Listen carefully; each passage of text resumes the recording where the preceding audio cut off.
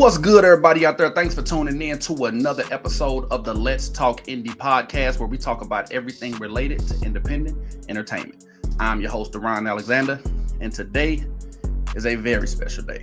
I have the honor and the privilege to be interviewing one of the most prolific actors of our generation. Not only was he a main character on one of, if not the most iconic TV show in television history, The Wire, he was also on other shows like Saints and Sinners, BMFs, and also movies like Hidden Lies and Deadly Attraction. This is a brother that does not require an introduction. So without further ado, let's bring in actor extraordinaire, Mr. Tray Chaney, to the studio. Let's get down to business. What's up, brother? What's going on with you, bro? What do you think about that intro? Cool? Oh, hey, man, that was one of the best intros. You know what I'm saying? I appreciate that, too. And I'm glad, like I said, D, we finally able to make this happen, brother. I'm honored to be on. Man, listen, bro, I want to thank you for being here, bro. It's an honor and a privilege to be able to sit down and talk to you. Yeah. And it's kind of surreal, but you know, I'm a hold it together. We already family though. So it's most definitely. Definitely. So check this out. Before we get into it, there's two things you need to know. The first thing is I am not a professional. I'm just a nigga on the internet having fun. Hey man, hey, that's the best because it's organic, right. It's real. Yeah, man, I love, like I said, I've been fans of independent film since the I'm Bout It days, you know what I'm saying? Yeah. Like, I love movies, I love TV, I like to talk about it. And the second thing, this is a cognac-friendly platform, so, you know, you can pull up and drink up, you know, get yourself already know. And it don't matter what time of morning, evening, night, whatever it is. It's 5 o'clock somewhere. Yeah. So check this out, man. I've actually, I've watched a bunch of your interviews. You know what I'm saying? I watched on the Breakfast Club. I watched on the Chop Shop. I watched on Dirty Glove Bastard. Wow. And I'm gonna be honest. I understand how hard it could be to disassociate you from The Wire. You know what I'm saying? Like The Wire, such an iconic show. And don't get me wrong, I got some Wire questions too. But you're so much more than The Wire. You know what I'm saying? Yeah, like for sure. I've watched you go viral for dating advice. You know what I'm saying? I like put the phone down when you're on a date. You know what I'm saying? You're a father. You know what I'm saying? And you also become a movie producer yourself. You know what I'm saying? Yeah. So man. I want to get into that. Man. I want to talk about your movies and what it's like transitioning as an actor. You know, going into the production side. But I do. But like I said, I got some Wire questions too, like everybody else do. You know what I'm saying? No, that's fine. Yeah, but I do want to know, what was it that gave you the acting bug initially? What made you want to get on TV? Well, man, I'm gonna be honest, man. A lot of people that knows my background, and for some that don't, I started as a hip hop artist. Oh, okay. You seen the videos of me performing and dancing at the Apollo. Shout out to my OGs, Big Daddy Kane, Rakim, who still embraced me to this day. But being 8 years old at the Apollo and then transitioning from a dancer, hip hop artist to an actor came when I hit about 18 years old. So the woman who actually discovered me in my city, which is where I'm from, Washington, D.C. Shout out to D.C. Yeah, man, she reached out. Her name is Linda Townsend, by the way. And she reached out and was like, yo, I don't like push hip hop artists. I only focus on pushing actors. So the first thought to my mind was, you know, I've always wanted to be during that time in front of the camera, whether it was television, film, commercial, or just me performing on stage, right, at a venue. And it's so crazy, D, because her first conversation with me was, okay, I'm going to submit you as an actor for this television show called The Wire. That was your first gig? See, this is exclusive news for you. The Wire was my first audition, first job I've ever booked as an actor. Damn. So you know, so when people speak to me about, how did you, you know, get on I'm like, I didn't know what I was a part of. I just knew I knew how to recite the lines they gave you, monologues, because I write songs. So yeah, man, The Wire was my first audition, first job as an actor. Let me ask you something about that, because I actually heard something. So I got a kind of a two-part question. One, I actually heard that you initially went out for the role of Bodie, if I'm mistaken, Weebay. Who was who? Weebay. Weebay. Okay, you originally went out for Weebay. Yeah. And 2, I believe that even though you didn't get the role, they liked you so much that they actually wrote Poot into the show. That's true. That's a fact. Damn, bro. What that feel like, man? Oh man, it's so crazy, man, because reading for the character Weebay and having to even get a call back. Mm-hmm. I got a call back for Weebay. So when I went back, they were like, yeah, I mean, I know I did the monologue great, you know what I'm saying? Because that's the only way an actor gets to get called back. And if any actors is watching this, when you get a call back, it's not necessarily that you got the role, but they just considering you for it. Right. And I just remember my manager at the time, Linda Townsend, she called, she said, hey, Tray, you didn't book the role of Weebay, but you booked the role of this character named Malik Poot Carr. And he's only supposed to be in the first 2 episodes in the first season. So that's all I had got. Good enough for you, there, though, and as we started to film the episodes in first season, and they just kept writing me in. They kept bringing me back. They kept. Next thing you know, I do 13 episodes in the first season, and of course, everybody knows that's when the show was really established. Exactly. That's when some of the craziest scenes with Poot and Bodie and having to kill Wallace. Michael B. Jordan's character, Wallace. Do it, goddammit, if you're gonna.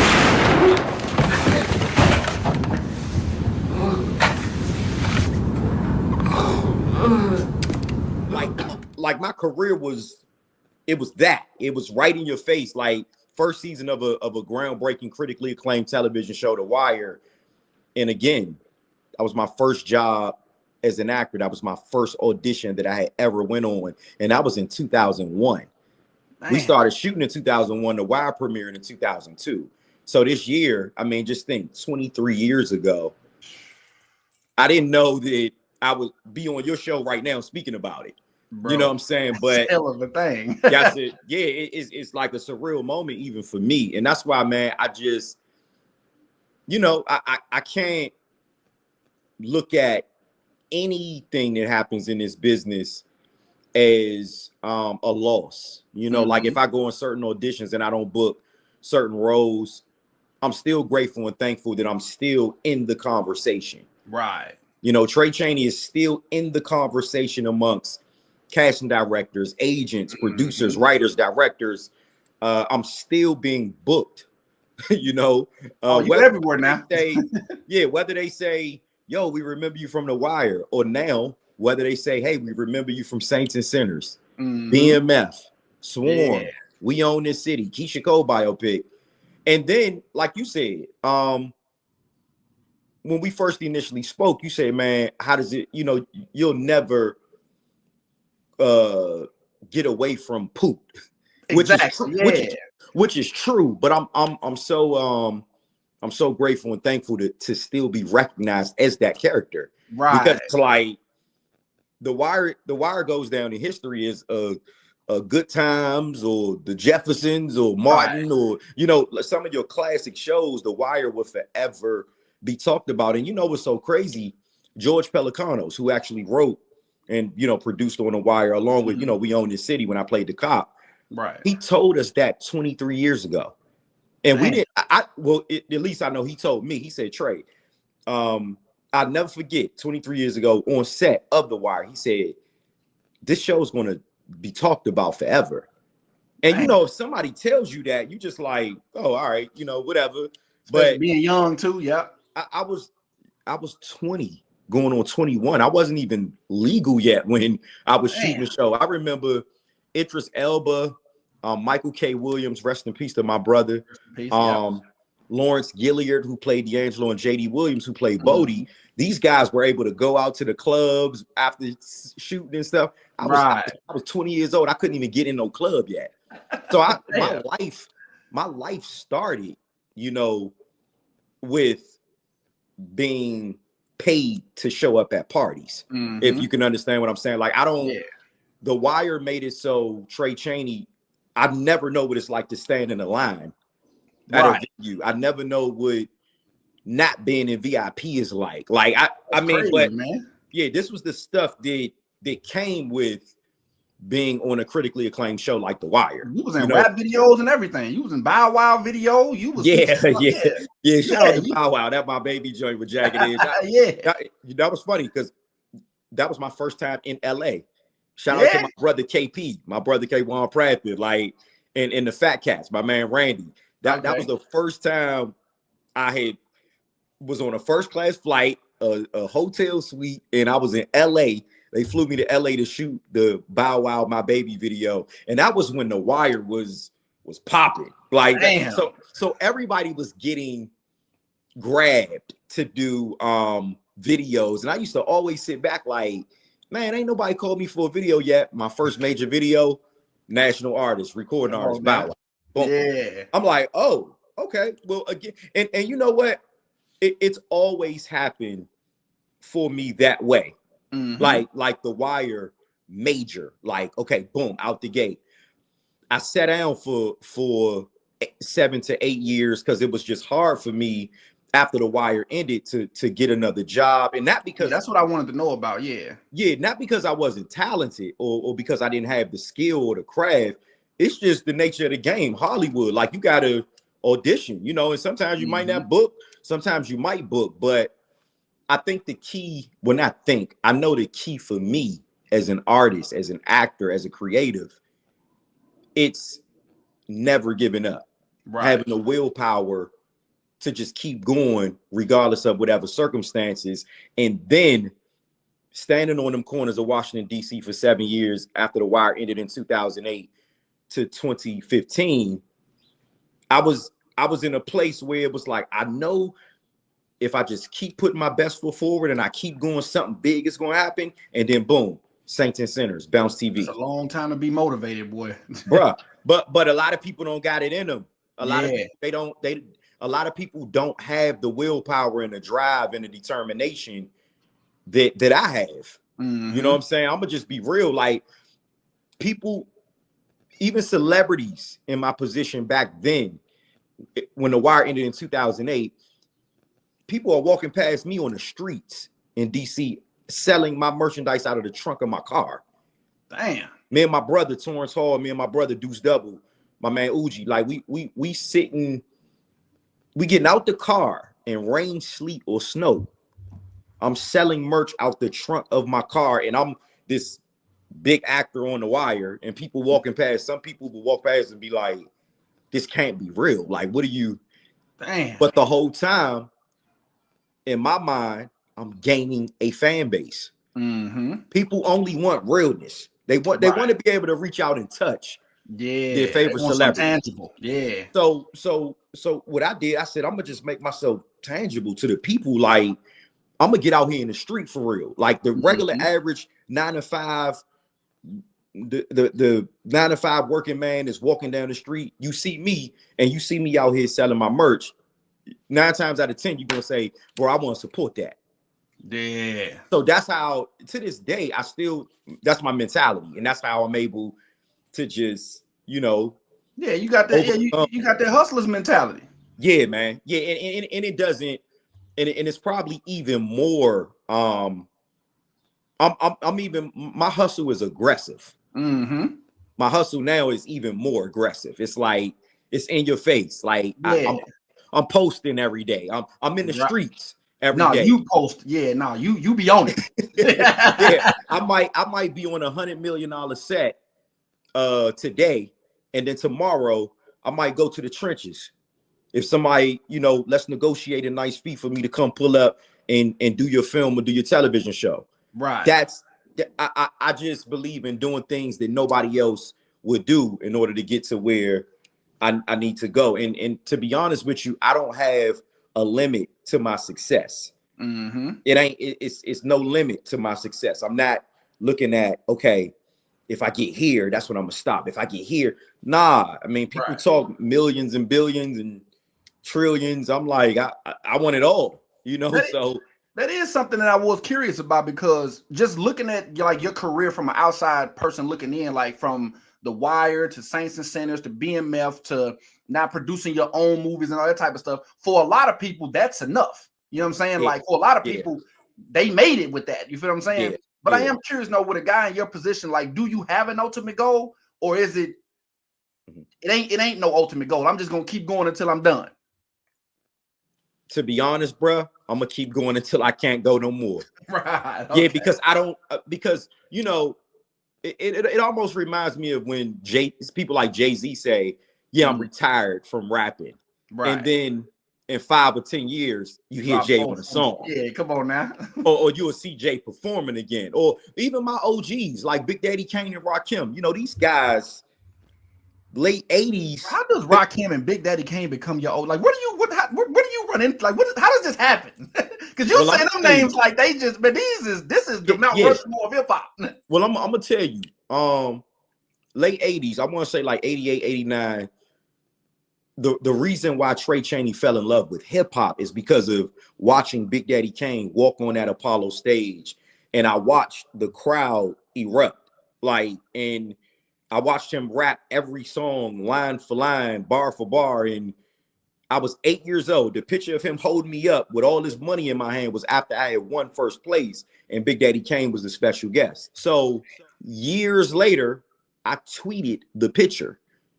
I tweeted the picture in 2014, and the picture went viral, and it got to Kane.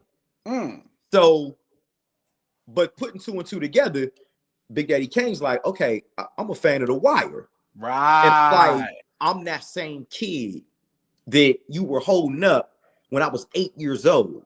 That's surreal, man. So so it was an automatic connection. And then Kane was very, he was so open-minded to me, you know, pursuing my music career. Even after The Wire, Big Daddy Kane is the first person that took me on a tour. It was like he was already on tour, but I did like 3 dates with him, and I had never seen a sold out show before. I had never performed at a sold out show. Damn. Kane was the first person to do that. Then after Kane, then Rakim, Slick Rick, Snoop Dogg, Bell Biv DeVoe, Bobby Brown. These are all, like my track record. I mean, and even the pictures from back then and videos of us. Yeah, I have it all, you know, and my fans, they look at it and like, yo, you've been around you around some major players that actually know who Tray Chaney is. And that's the thing. Like, so I know a lot of times we're based on, like I say, from the outside looking in, like some actors will cross over into music, some musicians will cross over into acting, but typically they either stay in their lane. They'll dabble in a little bit, but you seem to have success in music and in acting. So like, how do you come back to acting from being on tour with Slick Rick? Big Daddy Kane, you know what I'm saying? I know, right? Anybody else with, man, fuck that. I'm in the studio from here on out. You know what I'm saying? You know what it's called, bro? It's called balance. Because it's, if I'm working on a movie, if I'm working on a television show, I'm dedicating my whole life, my time, my energy, my mental, my effort to making that the best television show possible. When that ends, if it's an opportunity for me to jump on a road with a Snoop Dogg, with a Big Daddy Kane, with a Slick Rick, with a Rakim, my energy and my time is dedicated to that, to making sure my stage presence and my show, my DJ D Nitty, you know, my road manager Celine, my brother Lord, all of us are intact on what we have to do to deliver a show, me as the hip hop artist. So it's just a balance between the two, and I've been fortunate enough to be able to balance all of this along with balance, goddamn along with having a life outside of acting and music, which is the husband, married for 20 years, the 2 kids, the granddaughter, me being the best son I can possibly be to my mom and dad, my brother to my twin sister. Like, it's, you got a twin sister? Well, this is the first time, and my sister Candace Chaney is going to crack up. Oh, but man. my sister's 4 years younger than me. But we do everything together. So that's the first time everybody's hearing it. When I say my twin, that's because we think alike, we act alike, on the same page. We come from the same parents, and but that's my twin. Yeah. Okay. Well, check this out, man. I know, like, when it comes to acting, man, you basically bringing somebody else's vision to life, man. But I kind of want to get to know Tray Chaney, the creative. So let's jump into some of your movies, man. So Hidden Lies, that I just I so happen to be the DJ in. Hey yo, we was happy to have you, man. Then we had a lot of fun on that set. Yeah, man. I appreciate y'all putting, you know what I'm saying? Because I just wanted to come and learn. Yeah, that was but man, give me the walk me through when it comes to you writing, you know what I'm saying? Like, okay, boom, I'm gonna put this movie together. Like, how do you go about processing how you're gonna put a movie together? Well, for me at this point in my career, I'm overseeing it. When we talk about writing, I do write, but my brother, Food with the Camera, he wrote Hidden Lies and he directed it. And me and Food with the Camera's partnership is him with Southeast Cinema, me with Chaney Vision Entertainment. We come together. He'll bring me a project. I'll look at it and I'll say, okay, yeah, we should cast this person, or we should speak to a Dana Freeman or Anthony Clark on the financial side. On the financial side of things to bring the pot to the table so we could just be comfortable while we're filming the movie on set with the actors that we want. So I'm in the role of overseeing executive producer.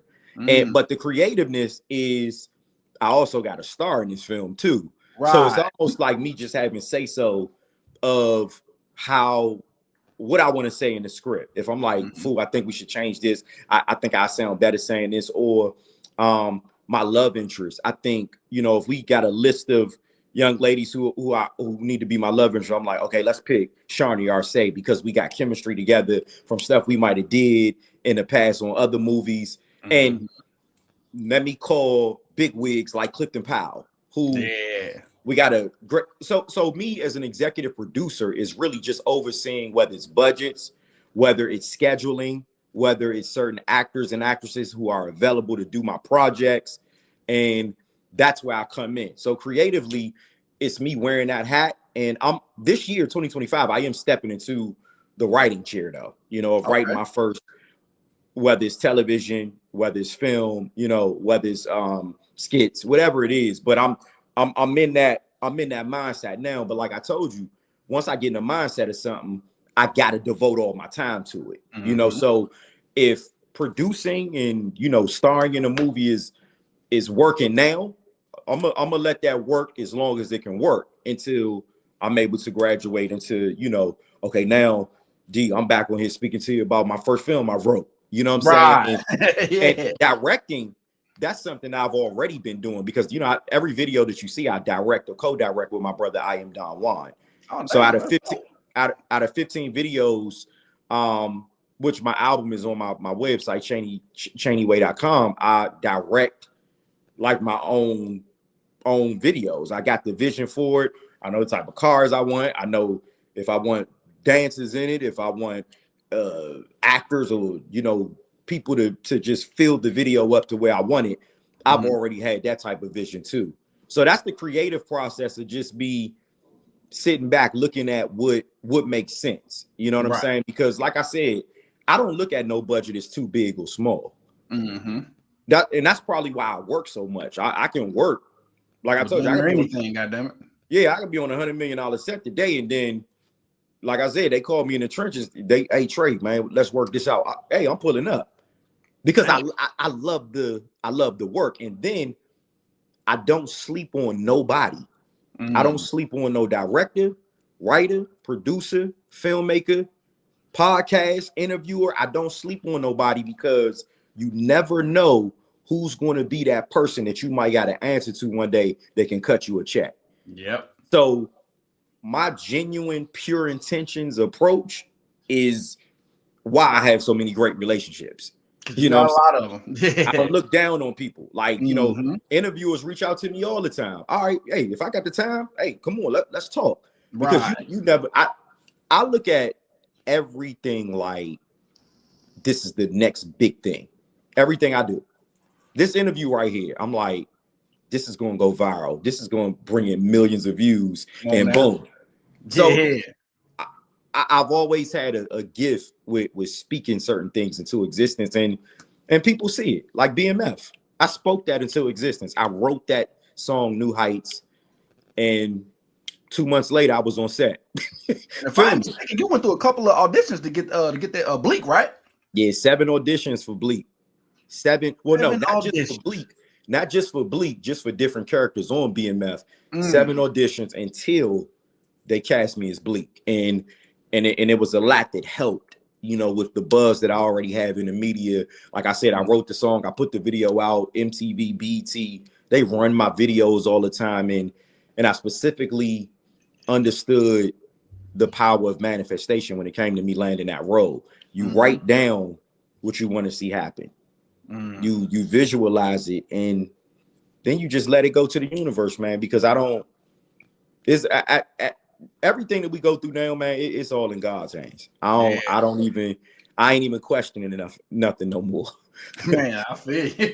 Yeah.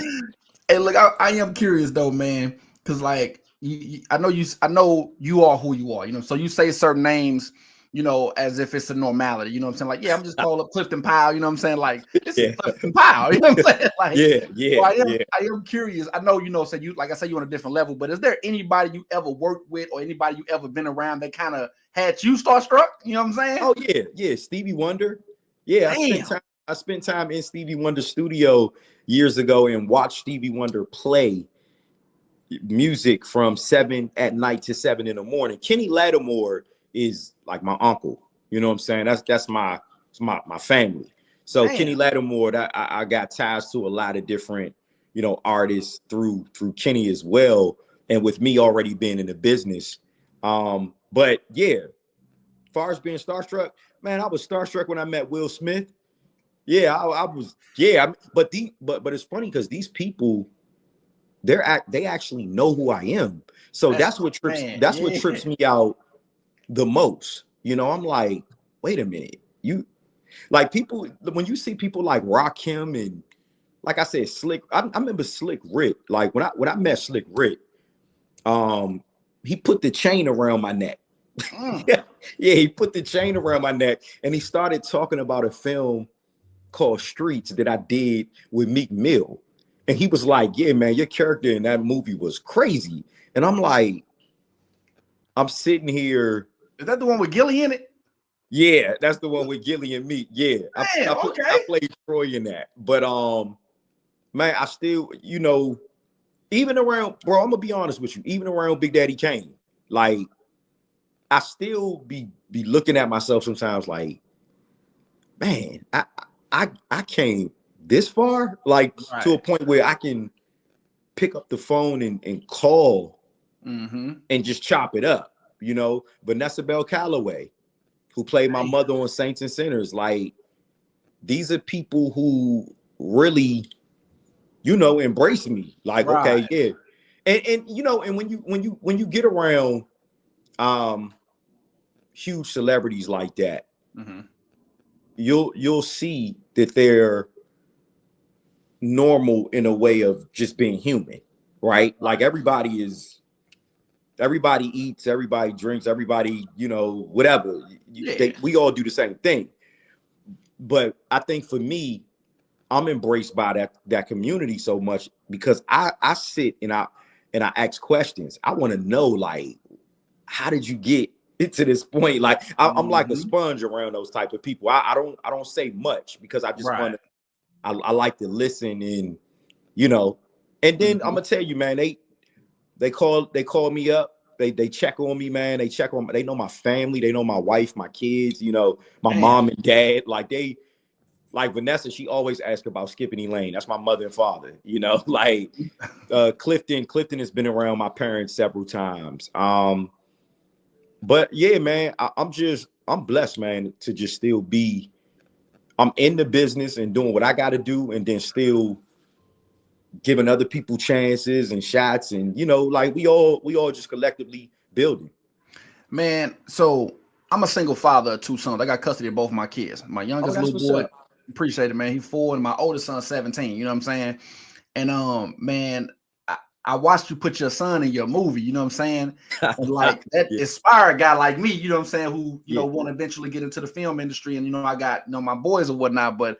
as a father, and I know you're a hell of a father because I watch you, man. How does that feel, man, being able to put your son in a movie, man, and make it happen the way you did?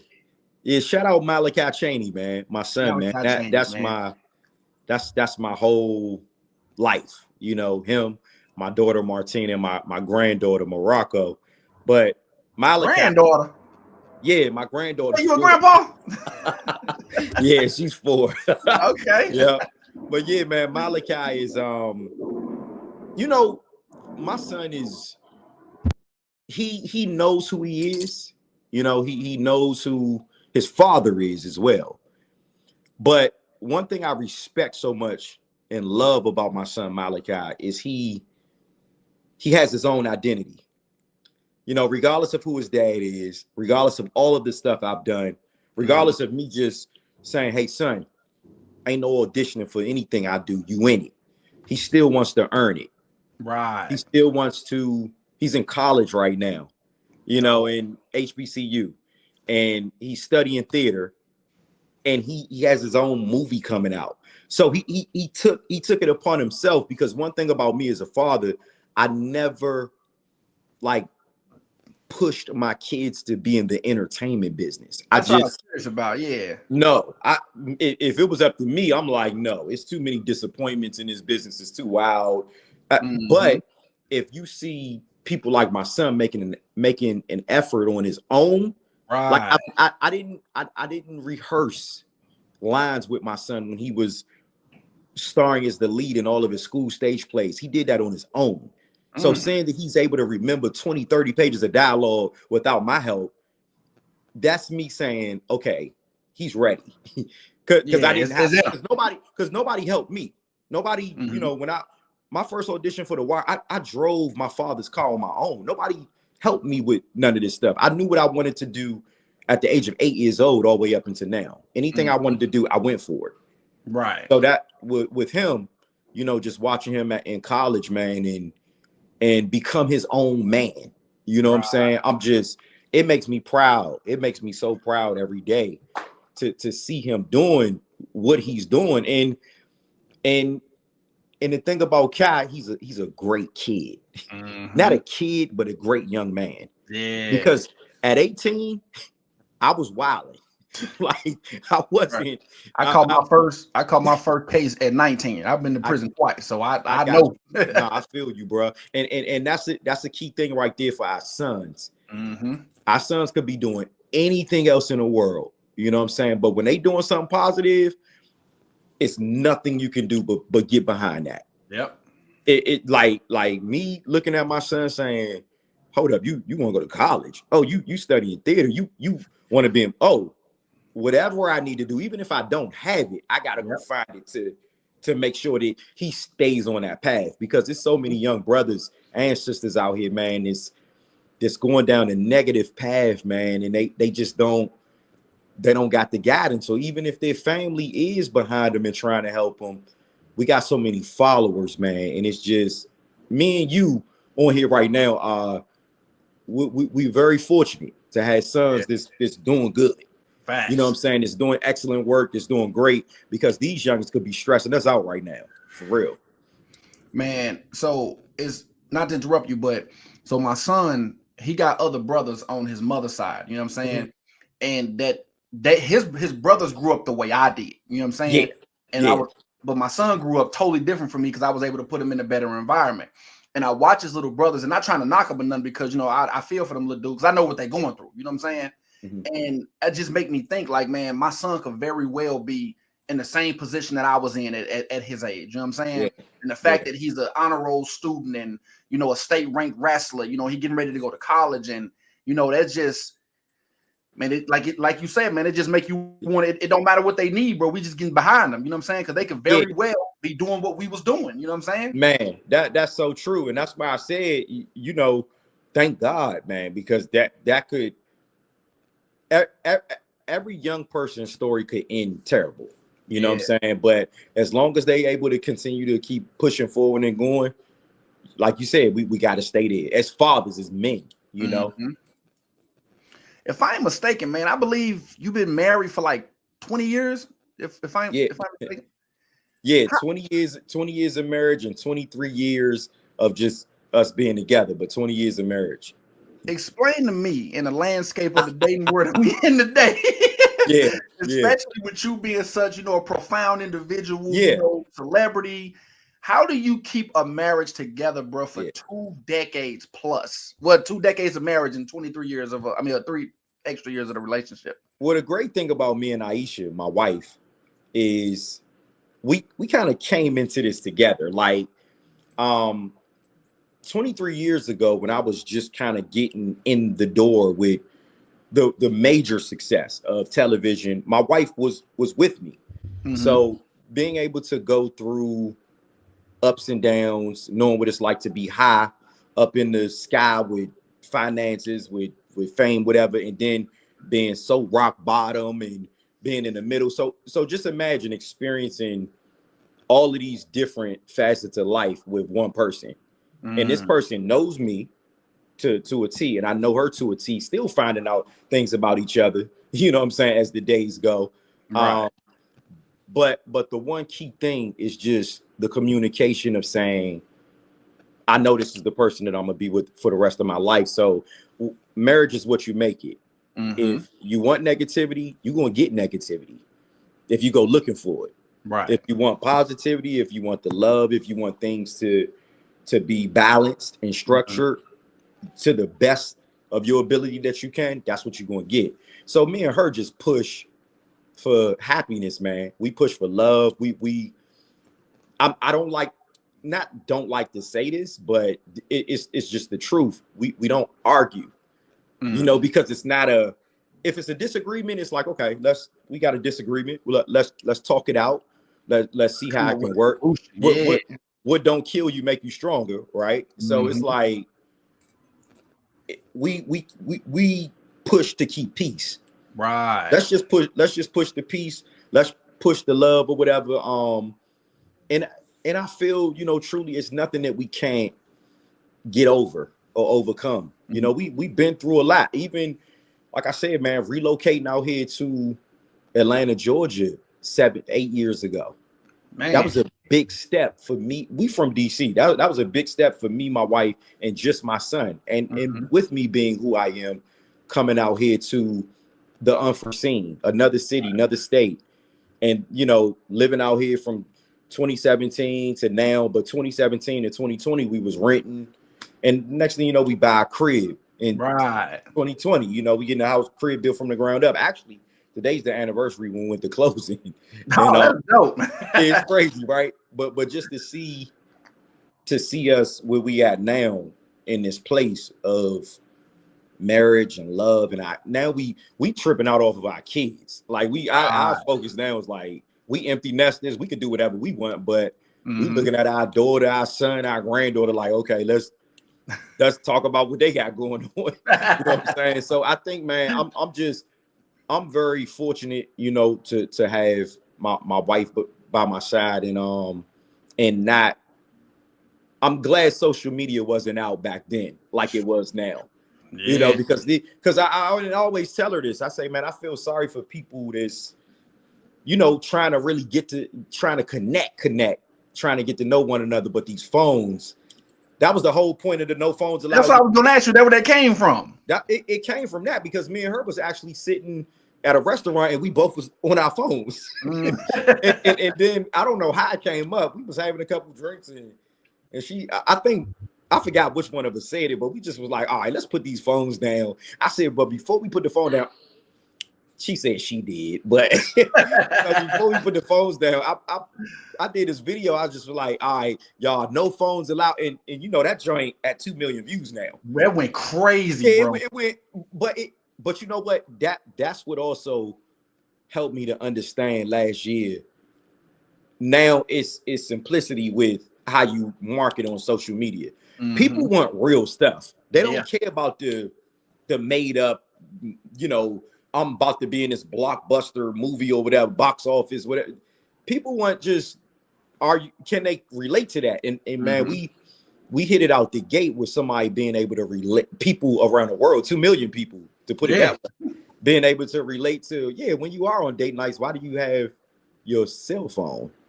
Why are you not connecting with the person? And Mm-hmm. man, shout out to Sherry Shepherd. Man, when Sherry Shepherd put that thing up, it went viral again in Dish Nation. Yeah, I Fox seen Live. that. Yeah. All these people, and still to this day, that video is still getting pinged. It's still getting hit. You know, and then we got the no phones allowed during date night hoodies. You know what I'm saying? We got the t-shirt and all that on the site. So everything that I'm pretty much doing now, man, it's a brand. You know what I'm saying? Because it's like I said, as long as people can relate to it, that's what matters the most. Was that an obstacle for you? Like, so coming from early 2000s, late 90s, you know what I'm saying? Like, where there is no social media, to slowly into the MySpaces and the Facebook, and because I know like a lot of the because see, I was young when the social media started coming out, so I guess I was able to adapt to it a little bit better than like the older generation who felt like, nah, we go meet out somewhere and we intimate with one another, we talking, we look, you know what I'm saying? What was that difficult to you to navigate social media? Oh no, not at all. And the reason why is because I was already who I was before social media. So that's the great part about, and I thank God for that every day. Like, you can honestly look back on when you had to put in a VHS tape to tape me on television. Right. You know what I'm saying? So now, so the timer and all that. Yeah. So social media now is a no-brainer for somebody like me. I already was in the public side at 8. So now it's like, oh, okay, we got a new tool that I can put up a picture of me at 8 years old, and 2 million people might look at that and then identify with who I am. Oh yeah, this is a gold mine. And it's funny, man, because I see people, you know, on social media always speaking about what this or that person should do as far as posting is concerned, what time you should post, when you should. Who are you to tell me when and how much and what I need to post when this social media, Instagram, TikTok, Facebook, Twitter, it ain't even ours. It don't belong to us. Yep. So yeah, I'm posting every day, every other minute. Whenever I want to. I'm shooting my shot 1,000 times to go viral, to see who going to grab whatever content that I got to take it to the next level. But see, that's another thing. It's people that don't make money on social media that complain about it. Once I figured out monetization on Instagram, TikTok, and YouTube, why wouldn't you take 1 million shots at posting something, and then if one right person sees it, you out of there. Your whole life could change. You watch it every day. I mean, just look at all of the TikTok stars or the Instagram people that was once just doing skits and videos, and now they in big movies. And man, you better take advantage of social media as much as you can. I was gonna ask you that, man, because I seen the movie, the Christmas movie you did with Mojo Brooks. yeah, Mojo, that's my nigga. Yeah, but what is it like working with dude, man? Man, I'm gonna tell you, you know what's so dope about Mojo? Mojo's so down to earth, and I put it this way: I'm glad that I have that IP, that intellectual property. Right, he's in my movie. You know, we cast him. I got Mojo's number, because we already knew he was already out of there anyway. I mean, and then just his personality and being a down to earth brother and coming to, you know, get on set with us in DC, man, for our film Minority Christmas Story, which is on Tubi as well. Man, it was love. And Darren Brand, my dog too. You know what I'm saying? Like, but it's so funny because I learned a lot about comedy from them, even though I'm not a comedian, but just they taught me a lot on set. Like some of the stuff. Matter of fact, the scene where we were in the club and we were kind of cutting on each other, they wrote that whole thing for me. Really? They both wrote that for me. That wasn't in the script. They just said, yo, this what you should say, this what you should do. Damn. And that's why that scene came off like, you know, as if I was a comedian for real. They did that. Man, that really speaks a lot about your character, bro. Like, you know, to be able be, you know, like open and willing to learn from other people. You know what I'm saying? Yeah. A lot of people, like, especially on your level, to be like, look, I've been doing this shit for how long? You move around, you know what I'm saying? No, but see, that's why I told you earlier, even with some of the, you know, big names that I'm around, I'd rather listen. You know what I'm saying? I'd rather listen and learn so I could take it and use it to my advantage, how I'm gonna use it. That's just like with Snoop Dogg. When you asked me, you said, man, who have you been starstruck around? Man, when I got called to open for Snoop in front of 20,000 people here in Atlanta, State Farm Arena, that was a couple years ago. And then to bring me back to my own city, DC, Fillmore, I was starstruck around Snoop. That's just I real. would be too. And I told him, if I see him now, I'm like, man, that joint really, you really did something for me when that happened. You know what I'm saying? But again, somebody like him, man, I love The Wire. Because just think of how many people wanted to be on The Wire when The Wire was popping, when it first hit. So majority of every rapper that I run across now that I'm cool with, they say the same thing, bro. I wanted to be on The Wire. Or I really lived that lifestyle. So I think me escaping this poop character or whatever ain't never gonna happen. Hey, I told my wife yesterday, I said, unless something come along where I'm an Oscar winner or Tony winner or I big record that do something that you don't even think about that no more, that's when But what's funny though? I can't even front. When you think about Idris Elba, everybody still say Stringer Bell. Stringer Bell, man. Nobody, even on his level, no, you can't even. People still say Stringer Bell. So sometimes when I look at that, I be like, well, shit, this nigga, they still saying him. Yeah, they still saying his name. But I guess that speaks to, that speaks to the work that we did though, which is a good thing. I would rather people recognize me for something than to recognize me for nothing. Mm-hmm. If I was walking outside every single day and nobody knew who I was, I must didn't do a good job at anything that I put my mind to out here in entertainment. Mm-hmm. But fortunately enough, for the last 23 years, well, actually 35, I gotta stop saying just when The Wire started because I was already doing your thing. I was popping on the news at 8. like I was in school, my teachers and classmates was asking for autographs at 9 years old. So, but if we want to be, the industry standard, when The Wire started, for the last 23 years, it's not been a day that I walk outside my house that I don't get recognized. Yeah. Literally. And I've tried it. I've tried to put on glasses and hoods, whether it's early in the morning in airports, 5 in the morning. It don't matter if I had a couple drinks the night before and I might be a little hungover. Nigga, you still guys sign them autographs and take them pictures. Hey, do people call you? Do people call you poop when they see you, or do they call you all the time? I get it all the time. Even with gray hair, I still damn. Yeah, I get it now, man. It's so funny, man. If I go somewhere right now, like to a place where I know people gonna be at, you gonna hit poop a couple times. You're gonna hear that a couple times, but like I said, it make me feel like it allows me to introduce my other forms of talent though. Like it allows me to introduce, me and my wife's new fragrance, the Eye Body, this on our site, my books, my merch, you know what I'm saying, my album, people, my documentary, people buying all this stuff directly from me because we created a home, which is ChaneyWay.com. I'm a one-stop shop. You can get everything Tray Chaney. You want my albums, you want the books, you want the documentary, you want the Wire merch, whatever you need on there. I just created one place where if people say, how can I support? Oh, let me send you to the site. Boom. And next thing you know, like right now, somebody bought something from the site. Right now, it'll come up on my phone. Damn. Direct to consumer communication. That's what I'm on. Mm-hmm. I never thought somebody was behind me. It was nah, you good. Yeah, that's the Hit Lives jump playing in your background. Yeah, that's right? It. Yeah, I got Hit Lives, I got Antoine, I got come on now, man. I got you on her. Yeah, that Deadly Attraction jump crazy, man. Yeah.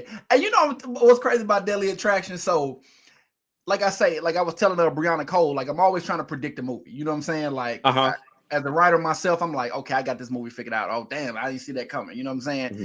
And as I'm watching Deadly Attraction, I'm watching your character, right? And I'm like, that nigga gonna wind up being crazy in the end. but hold up though. But then I got off of that though because the main got the Vion did a surgeon. Vion. I was like, nah, he the crazy nigga. But he kept denying shit. So I'm like, First of all, it's good writing because y'all throwing me back and forth. So I'm like, I don't know if it's the Tray Chaney character that's crazy or crazy. Yeah. Nah, I liked it. That was dope. And you know what, man? Shout out to Okarike. You know what I'm saying? Him and his wife Regina, because when Okarike presented me with that project, he said this gonna be a character that nobody is gonna see coming from you. And when I read it, man, you talking about excited to play that character? Because I was like, I ain't never really had to like transform like that from being super positive to super negative. I gave you so many chances. I was nice to you. I gave you gifts and you still reject me? Don't untie me, Troy, please. Please untie me. Do you know everything I had to go through to frame that? And it's funny because it actually showed even in my own household, not the negative part, but just mentally. While I was shooting that movie, my wife couldn't wait till I finished. She was like, when are you going to be done shooting this movie? Because it was really doing something to me negative, having a negative mindset at the end of the day. Like, really? Man, I got, that was the first role that actually did that because I knew it so well. I knew like the scene where we were all in the office and I'm being cool or whatever. And every time I'm getting rejected by her, it just was building. And then I knew what I had to do at the end, which was try to kill her. You know, so it was wild, bro. It was wild, but it's, you know, that joint ain't number one. That joint ain't number one for nothing because we've been most popular on Tubi for 3 weeks, and it's doing a lot for me now with other opportunities that's on the way. And I'm just, man, like I said, man, to still be here doing this, man, and still be relevant. You know, Tubi is a new world. Yeah. It's almost like when social media first hit for actors. That's what it is for me. But again, I'm just fortunate that I never needed social media back in the 80s, 90s, right? You know, like early 2000s, because it wasn't what it is now. Man, to be able to blow up, bro, in them early 2000s when it wasn't no social media, you had to put in the work. You had to put in the work. It wasn't and that's why I said, I mean, The Wire was my first opportunity, but even leading up to that, like I didn't get on the news before that. Yeah, I'm like, I didn't get on the news for nothing. I had to put in the work. My parents and my uncles, my grandparents, they had to drive me to the Apollo Theater in New York City, 4 hours away from where we lived in DC, you know? So yeah, I mean, well, they believed in you. Oh no, they definitely believed in me, and that's what gives me how I believe in myself now. That's why I said my hustle is described as aggressive, as if I've never had a job in my life. Right. I work as if you don't know me from The Wire or BMF or Saints and Sinners or any of the work that I've done. I work as if, okay, I'm not known, and I think that's the shocking part.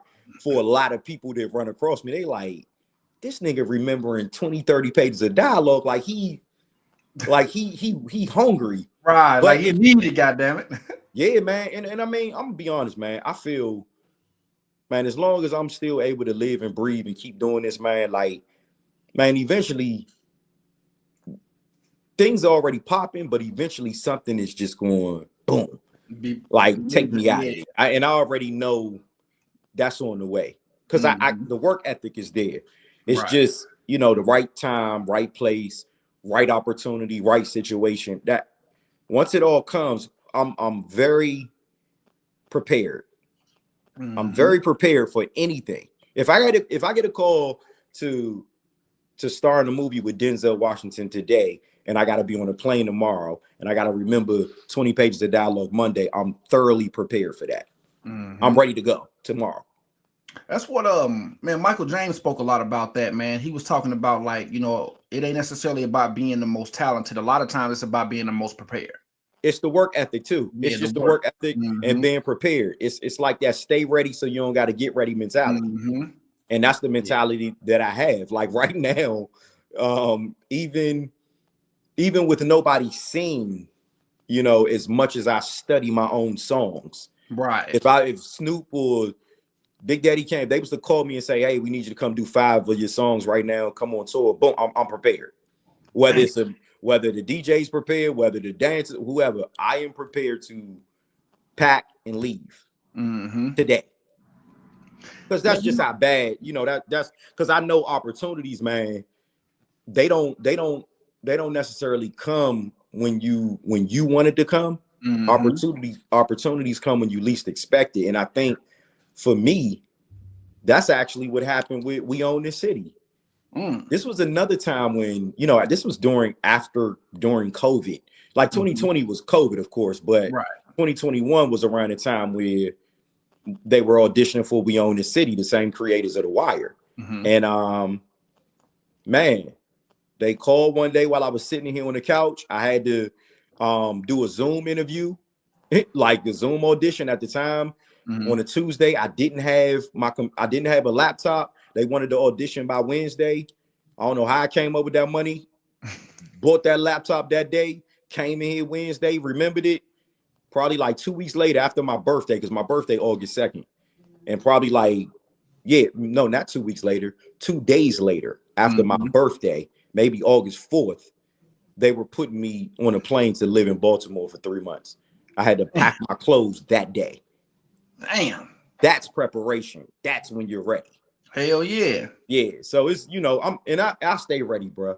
I'm ready for whatever they get ready for, whether it's with money or without money. I'm gonna find that. In a case like that, you gotta find it. It's hell yeah. I don't care what I got. So if I got the step and it's some bread on the table, it's time to make that. Yeah. Do you ever find yourself trying to for example, my most viewed video on Instagram got 12.6 million views. Wow. And it did crazy. And to this day, I do not know why I got that many views, but yeah. But I always find myself trying to get back to that. You know what I'm saying? Like I got videos with 2-3 million views. Like I got a bunch of them, but I always try to get back to that 10 million, 12 million. So do you ever find yourself trying to, okay, we're doing this project, man, I need another wire. You know what I'm saying? Or like I need another man, I'm gonna be honest with you doing that. No, I don't, because it's no, even other shows that try that, it's no other show like The Wire. The Wire was the blueprint of what we see with other shows that we're even on. Like BMF, I'm on BMF because of The Wire. I mean, just think of that. You know what I'm saying? Like those guys studied The Wire while they was in the streets for real. So now, 50 Cent comes along and says, hey, he got the Power Universe, he got BMF and all the other stuff he has, but this stuff is like, and then you see sprinkles of us in the shows. Yeah, you got me and JD in the same scene on BMF. That's right. That's smart. You know what I'm saying? That's the smartest thing anybody could ever did, because not to cut you off, bro. That post, bro, that with you and JD where it said y'all was the Keenan and Kel of drug dealing. Oh my God, that was the post ever. And Keenan, that's my nigga. Like me and Keenan talk all the time. Yeah, Keenan was the one that sent me that. I was like, bro, this is crazy. Like, why would they call this Keenan and Kel? Yeah, that was wild. Like, but that was, in anything that I do, I never try to go back and recreate a moment. That's almost, I mean, you might catch yourself doing that with some of the videos we post, of course. Right.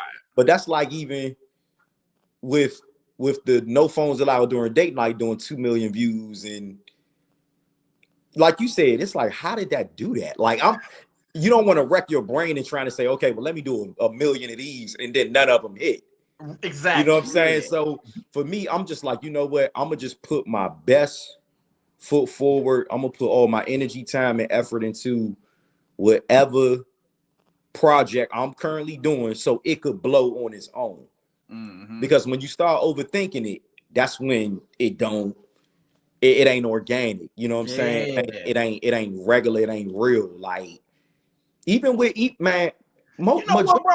You just said something, bro. Organic, bro. I'm listening to you when you talk about when you and your wife came up with that video, bro. That was an organic moment, bro. You wasn't trying to go viral. You wasn't. It was the organic moment. You know what I'm saying? It's the funniest thing to me because, I mean, everybody, the joke that's going around with that video is everybody's looking at my eyes. My eyes are like damn near shut. I was lit, like I was tripping. So that's how you know right there, this wasn't planned. Like I'm not like how you gonna be that lit and trying to plan a viral moment? Nah. Right. The funniest part about the video is not even the phones. It's how high I looked. Because everybody was like, this nigga, he just smoked a pound of right. And that's what made the video pop. It's like, oh wow, he's tripping in the joint. But organic again. I guess sometimes it just happens that way. Now I'm gonna be honest with you.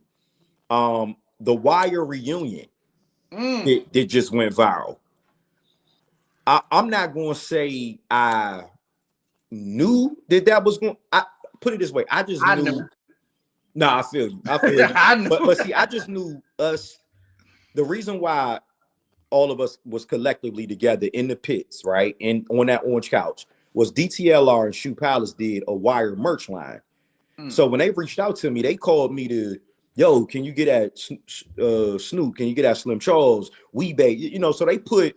Ended up being me, Mac Wilds, who plays Michael, Hassan Johnson, who played Weebay, and Slim Charles, and one Big G Glover. Yeah. I knew from that moment, though, of us being in those projects, on that orange couch. Come on, bro. McCullough Homes. I said, let me pull this cell phone out now. Let me just pull the cell phone out and just, like, if you notice, we don't say nothing in the video. No, y'all just there. We just there. Yeah. If I pull my cell phone out and I just shoot as much content as I can on my phone, and I break this up and put this on my YouTube channel, which I monetize off. Hey, even if one Wire fan see it's man, when that just recently hit 1 million views, I said, oh yeah, I kind of, because that nostalgia, that type of energy of just seeing us, like I told you, get that couch from? They had the couch out there. I don't know where they got it from. They had it out there though. It was the ripped up joint and everything. But I knew that, you know, that's almost like a shock value. Like looking at that, you like, wait a minute, these guys, for one, you know, God willing, we all still living. You know what I'm saying? We all still looking healthy. We all just still being us. I do got a question about that though, because am I tripping? Because this is just me in my mind. But you got the guy, Mac Wiles, that played Michael. You got the Weebay character, Slim Charles. All those characters survived the show. Was that strategic? Because you didn't get, like, Snoop, she died in the show. You know what? Joe died, you know. Yeah, it wasn't strategic. It was just actually what DTLR and Shoe Palace wanted. So I don't know what their angle was with that. They and I helped out a lot with calling everybody, saying, "Hey, you think you could do this?" It would, you know, because everybody's schedules is whatever it is, just life schedules. Everybody has their own life and got their own thing going on, including myself. But we were just able to link, to come together in Baltimore. And it's funny because me and Hassan, we were out there on a project. We shot a movie called Fortuitous together. Damn. So we were already out there working on a project, and it just so happened they scheduled it around the day that me and him was coming in town. So as soon as we come in town, they like, hey, we want to take y'all to the orange couch. We want to do interviews. Man, I pulled that phone out, man. I said, look, ain't no way I'm gonna have my brothers with me right now, and I'm not just getting footage of us sitting down talking. Bro, on the bro, look, hey, oh, you the man for an hour. Come on, man. Like, it was, yeah, bro. And still to this day, so you got these type of clips, this out there. And like I said, with social media, if you don't use it to your advantage, like, that's why I say, man, I don't understand when people you might not post, or I'm not on this today. Nah, bro.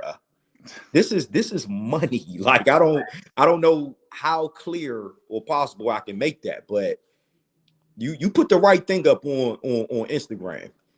Your whole life might change. You might be able to buy about 10 cribs for real. Man, all it takes is one. Because now the majors, they're on Instagram. They looking for who really out here putting in work, or who going viral, or who got 10 million views and all this stuff. They be looking for that stuff, bro. Yeah. I am and I don't typically ask for this, but I'm gonna ask just because, you know, all you can say is no. But I don't like to ask for exclusives, but I'm curious, man. Is HBO getting behind that reunion, man? No. Nah, Chaney Vision Entertainment is behind it. And that's how we talking now. Now, cool. I don't know, later on down the line, if you interview me in another month or so, who knows where it might be, but I just know what I'm doing. And that's why I said it was never, people, and just to make this clear on your show right now, I'm not trying to bring The Wire back. Right. So everybody that continues to put this out there that Trey's bringing The Wire back, that is totally not the purpose of what I'm doing. What I'm doing, yeah, that's what I'm saying. But it's so many people, that's even coming out in the press. And I got to answer to certain people that may have worked at HBO. Like, look, I never said I was bringing The Wire back. Never. That ain't even my intentions because I don't own it. I don't got no piece of that. I don't got nothing to do with HBO with that or anything. But when you got people like myself, Hassan Johnson, Anwan Glover, and Mac Wiles, who's friends in real life, right? Of course, the camera coming out. I'm on their camera. I'm on their videos of us just talking about, man, remember when Michael K. Williams used to run down here and do this? So all I'm doing is a reunion type. That's what it looked like. It looked like a friendly reunion. Yeah, it's just a reunion. But like I said, that's how I'm positioning it now. It's just like, okay, there's a reunion. And that's not to say, another thing I wanted to clear up is when people say you didn't reach out to such and such, you didn't. I'm like, bro, DTLR reached out. I wasn't the one that reached out, that had the power to say, oh, I want everybody from the show. If I had that type of power, I would have did it. Hell yeah. And then even, where's JD at? I'm like, as many videos as they see of me and JD. Like that's my brother. I cast JD for my projects. Yeah. So it wasn't us trying to say, okay, well, we just gonna single out these 4 guys and everybody else is left out. That wasn't my intentions on that. When I didn't see JD, that's what kind of made me think, okay, maybe this is just for the characters that lived in the movie. Yeah, but that's what I thought. but that was the thing. It was, I think, scheduling conflicts with everybody. You couldn't imagine how many people that we all reached out to come to that one specific location that day, and how many people could not make it. Yeah. So they went with the people that could make it, which was us 4, and that's how all of the attention is gearing towards us. And but what I'm doing now, even with Black Script, when they did the article on me, they made it clear that my YouTube, series is just a reunion. It's me just saying, yo, I want to do this with Bodie, Idris Elba, Michael B. Jordan, Snoop. I want to do this with all of the characters, who are here and able to just still experience this and have these conversations in Baltimore. Right. We can only do it in B-more. I'm doing what makes sense. The orange couch, man. It got to be the orange couch. Yeah, let it be the orange couch, because that's the only thing that really makes sense for us to do that. Yeah. But I am planning some parties, and it's a couple of promoters or whatever reaching out to me to do some Wire reunion parties. You know what I'm saying? So they can really get the idea of what it is that I'm trying to propose. Like, hey, look, I just want me and my niggas to get together and kick it, and let's reminisce. Like, you want us to come to your club? You want us to kick it with the fans, take pictures, pop some champagne or something? Let's do it. Man, if y'all doing something in Atlanta, let me know. I'm pulling up, goddammit. All right. Nah, you matter of fact, pull up with the whole studio to show. Yeah, that'll be dope. Know it. Hey, look, I am curious about something, man. And I'm trying to figure out how to formulate the question. Like, did you know Idris Elba was British, or was you fucked up when you heard him with his accent up? Nah, we knew. We knew. Okay. We knew from being on set with him. That's what I'm talking about. Like in real time, like on set, like. Well, no, I'm gonna be honest. Like him, the way we found out now. Yeah, that's what I'm saying. Yeah, because when he opened his mouth, when he speak, you like, why's this nigga talking like this? But yeah, that's where he's from. You know what I'm saying? So yeah, we were shocked. We were shocked like the rest of the world was. But now with that, like I said, with it being 23 years old and people knowing his background, and then him, giving back so much to where he from, I just love what he doing, Mm-hmm. Well, man, check this out, man. I know you're a busy brother, man. I know you got a lot going on, man. Yeah. So I actually do got I got one more question Okay. before we get up out of here, and because I want to know what projects you got coming up. But I am curious, man. Is there anybody that you hadn't worked with yet that you absolutely want to, or you would love to, or you hope to one day? Yeah, man, I really want to work with Don Cheadle. You know, I really want to work with Will Smith. You know, I definitely want to work with Denzel. I want to work with all of the biggest. Yeah. Like I want to work with the biggest in the game. I had a couple of opportunities and auditions where I could have worked with some big wigs, but you know, whatever's for me is for me. Whatever's not for me, you know, whatever. I know it'll all come back around one day, but who knows, man? I'm good at speaking things into existence a lot. Yeah. So if I'm naming Will Smith, Denzel Washington, Don Cheadle, if I'm naming that I want to work with those guys, then maybe one day, who knows? We might be back on here and you might be like, wait a minute, bro. You work with all three of them. Hell yeah. You never know. Ain't that crazy? That could happen this year. That's the this crazy year. thing. Yeah. Yeah, I'm shooting for life-changing moments right now. Like I'm ready to turn up for real.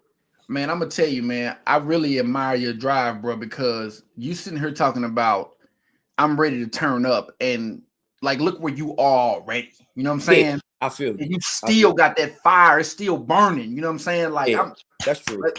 Yeah, like thank you, brother. Man, most definitely, bro. That's definitely that's not only a testament to your character, bro, but that's a testament like to your drive. You know what I'm saying? Like your hustler's ambition, bro. Like, and I respect that because I understand, you know, like being in the streets, like I had got to a certain level in the streets where I'm gonna be honest, man, I got complacent. You know what I'm saying? Wow. Like I was like, you know, I'm sitting, I'm good. I got in my pocket, I got it in the driveway, I got I'm straight. I can live here, you know. So I understand how easily people can fall into a level of complacency when they get to a certain level of success in any aspect of life. So the fact that you are where you are, you've been where you've been, and you going where you going, and you still got that burning desire sensation, man. Let's keep going. We gotta, you know, and it's natural, man. I admire that, bro, for real. Thank you, bro. No, I really appreciate that, man. I'm like, you know, like I said, man, it's no limit to the heights that you could reach in the entertainment business or whatever profession you in. You know, it don't necessarily got to be the entertainment business. It could be you as somebody who has a podcast. You know what I'm saying? It could be somebody who is starting a business. Like right now, I'm thinking about, you know, me and my wife's business with ChaneyWay.com with the iBody fragrance. I'm like, I'm looking at the streets of Atlanta being touched and people around the world going to the website to purchase it. And I'm like, man, this gonna be worth billions one day. You know, I feel like that. I just do, you know, and like you said, having that type of drive and determination and commitment, I ain't staying consistent. I'm selling consistency. That's what it is. You definitely are. I don't think nobody is like, because a lot of people, even at this position, they would give up, bro.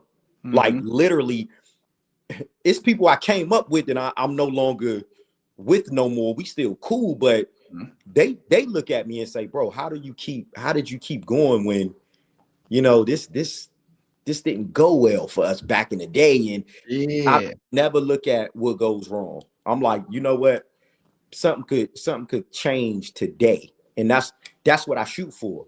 That's why I say every situation, interviews, television shows, movies, commercials, my music ventures, I feel I'm one opportunity away. Bro, I met you in March of last year.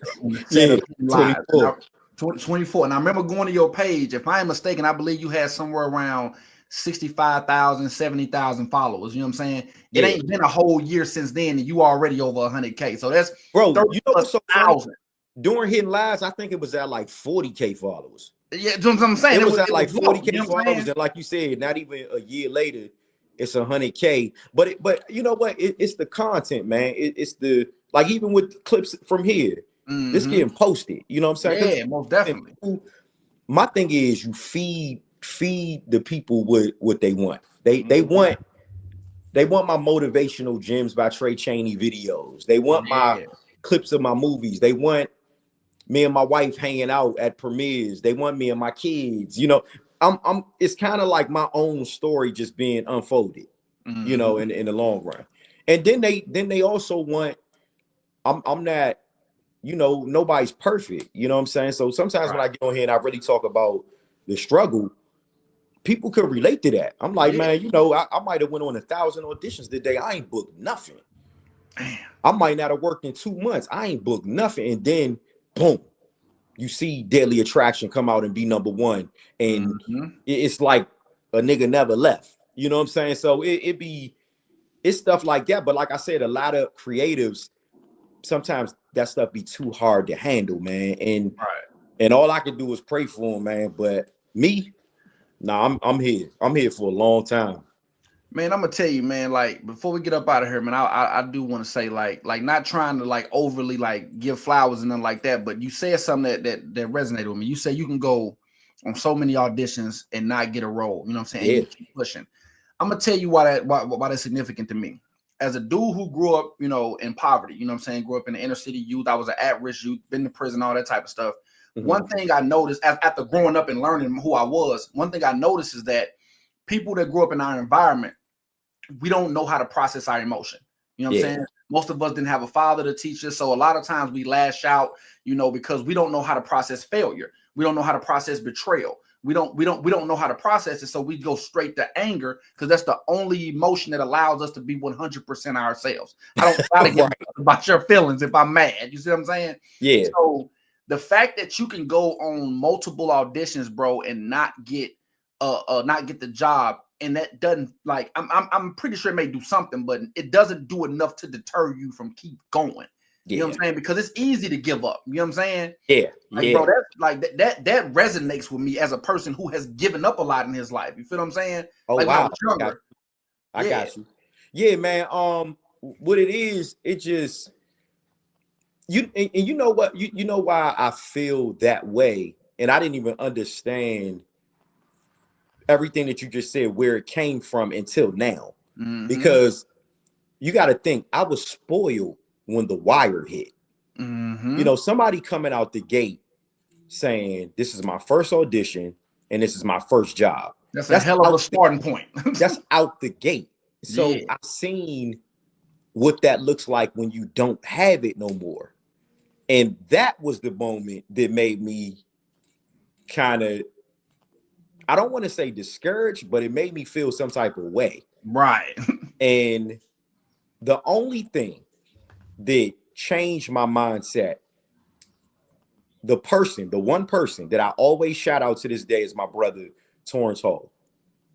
That's the one guy who, during the time where I may have been a little on the fence, you know, like I said, I never got discouraged, and I always felt like something else was going to come out of whatever I was doing. But that was the one person, Torrance Hall, who said, yo, we need to use whatever you have right now with this Wire and all of this fame you got as a stepping stone. And you need to understand the power of being independent and selling your own stuff, your own merch out of the trunk of your car. I still to this day didn't understand it. I remember the first day when I stood on the corner with him and I was nervous. I was like, nah, I'm a star. You know, I'm a celebrity. No celebrities do this. And when I got that first sale, when somebody walked up to me and said, ain't you the dude from The Wire? What you doing out here? I'm like, well, I got my book. I got a t-shirt out. I got an album out. And they spent like $50 right there. Like, and I was like, nickel bag, boy. Yeah, and I was like, this how it work? And I swear to God, I think that day we might have made like $800 on the street, just walking up and down the blocks, and people recognized me, like whether they was laughing at me or not, they was still spending. Damn. They was just like, yo, I can't believe you out here, man. Like, here, let me give you something. You know, let me buy one of your little $10 CDs. But that's when I understood and to this day, I hustle like that now. Like, I'm pumping that website every day. Like, yo, go buy my book. Go buy, you know what I'm saying? Yeah. But I got that from him, man, because like you said, I knew what it was like to not book for 8 years. 7, 8 years straight. But then I knew what it was like. If you stay down, then Saints and Sinners was the come up. That's the reason why I live in Atlanta right now. You know what I'm saying? It's almost like, damn, Saints and Sinners, you 6 seasons in a movie? Yeah, all right, bet. Yeah, like it just end up working, bro. It works out in the long run. I think that's the point that I'm trying to make. Everything works out in the long run if you just stay down till you come up and you stay committed, dedicated, and consistent at whatever it is that you're doing. It'll all work out in the long run. Damn. Well, man, Tray Chaney, bro, listen to me, man. I can't really say enough, bro, how much of an honor it's been, man, to be able to sit down here, man, and dialogue. I do this for a minute. And we've been trying to do this for a minute. Man. And man, hey, shout out my brother, man, my partner Anthony Clark. You know that dude right there is such a guy that moves with pure intentions, and I gotta thank him because a lot of the business deals and ventures with Chaney Vision Entertainment and Hidden Lies. Yeah. If it wasn't for Anthony Clark, you know, meeting me and my wife at Hobby Lobby up the street from my house. And, Hobby Lobby. And a big shout out gotta go out to my wife because she's the reason why I stopped. Because I was gonna keep going. You know, I wasn't gonna stop for nobody just yelling out the car, reaching out to me. I'm like, she like, nah, come back. They want, you know, they want to talk to you. You know what I'm saying? There was AC. And when, you know, as we got to know each other, I was introduced to Dana Freeman, D Free Management. And those two brothers, Anthony Clark and Dana Freeman, they became more than what anybody would ever know to Chaney Vision Entertainment, my company. And like I said, 3C Publishing, D Free Management. And this year, bro, we got so much stuff that us three, we can't even talk about it. We got so much stuff on the line. And I'm real thankful for them dudes because, you know, it take a lot. I'm a lot, man, when it come to the energy, when it come to like, yo, we got to do this. We got to do this. And they're people that actually get why I'm this way. They like, all right, come on. You want to make a move? Let's make a move. And I mean, when you got people like that that understand you, man, and it's a part of your team, it ain't no failing. Even if you fail, it's failing forward. Exactly. We ain't failing and falling and staying down. We like, all right, we put out Hidden Lives. We want this. We want to project this to do a certain amount of numbers. Okay, if it do the numbers, it do the numbers. But what's next? What's going to make part 1 pop? All right, we need to do part 2. Or what's going to make another movie pop? Anthony Clark, he got Transitions. You know what I'm saying? He got that movie coming out. We spoke about your movie that you putting together, and just different projects that can add to the company and to the team to make everything more enhanced. And that's what we're going to do. You know, I'm glad that we're having this conversation on February 1st because January was a great month. I'm always looking for room for improvement and just to be better. So today is like, I'm glad I'm doing this, and I'm glad I'm in this mindset to say, okay, something got popped. You know, January was cool. Now something has to. Now I got to shake them with something.